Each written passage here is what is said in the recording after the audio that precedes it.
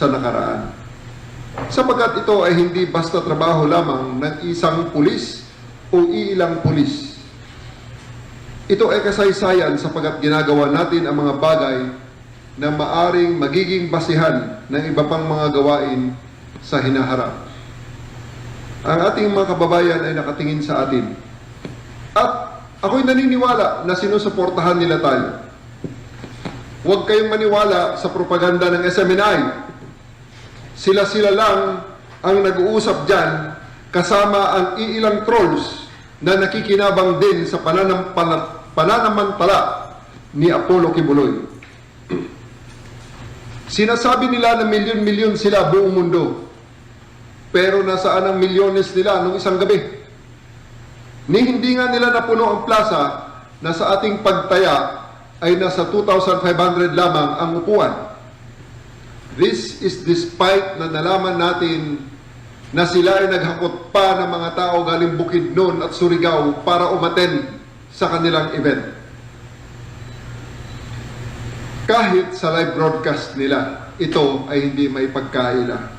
Ang peak views ay 1,700 lamang ang nanood sa kanila sa buong mundo. Kung buong mundo man ang pinanggalingan ng 1,700 na ito, wala ang 8 milyon. Ikumpara nyo sa mga comments ng ating mga kababayan sa mga shows ng mainstream media. Overwhelming ang suporta na ating natatanggap. Sapagkat nararamdaman natin na nasa likod natin sila. Gusto nilang magtagumpay tayo. Gusto nila ng hustisya na naaayon sa proseso ng batas at korte at hindi sa labas nito or extrajudicially. Naiintindihan ng ating mga kababayan na nais nila na makamit ang tunay na hustisya. Hustisyang kailangan nating magpasakop lahat. At ito ay pinapatakbo ng ating mga korte. At ang unang hakbang para masimulan ang hustisyang ito ay ang pagrespeto sa warrant of arrest sa pamamagitan ng mapayapang pagsuko.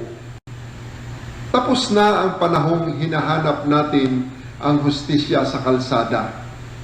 Nakita na natin ang pait na idinulot nito sa ating mga kababayan na hindi man lang nabigyan ng pagkakataong idepensa ang mga sarili nila, lalong-lalo na sa kanilang pamilya.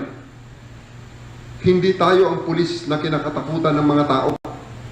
Tayo ang pulis na pinaniwalaan ng mga tao. Narito tayo para protektahan ang lahat. Siguraduhin na patas ang batas at ipakita na walang nakahihigit sa batas. Hindi lang ito tungkol sa pagsiserve ng warrant of arrest sa isang tao.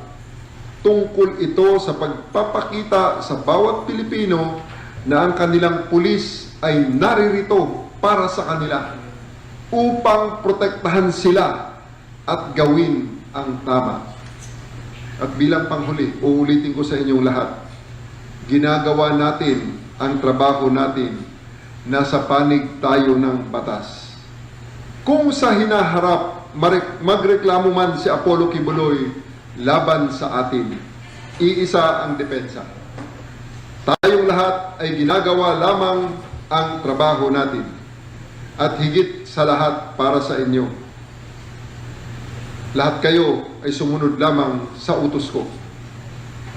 Bilang Regional Director, ako at ako lamang ang responsable sa lahat ng ito.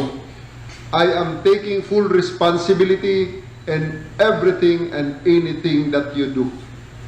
Kilala ako ng mga taong nakasama ko na noon. Hindi ako nang iiwan ng tao. I don't throw my people under the bus to save my own skin. May isang enkwentro ako noon sa Fairview, Quezon City, tanghaling tapat, December 14, 2005. 4 ang namatay sa isang 300 square meters na lote at 16 ang inaresto namin.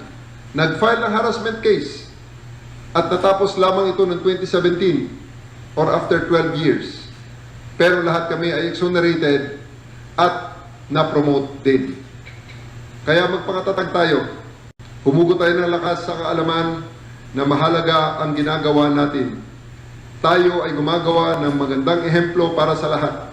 Kapag nahuli natin ang taong ito at mahuhuli natin siya, malalaman ng bawat Pilipino na pwede silang magtiwala sa ating na gawin ang nararapat.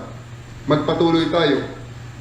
Ipagmalaki natin ang ating ginagawa at tapusin natin ito at ipakita sa mundo kung ano ang ibig sabihin ng pagiging pulis para sa Pilipino. We're almost there.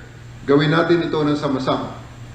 Mabuhay ang PNP, mabuhay ang Dabueño, mabuhay ang Pilipinas, at mabuhay tayong lahat.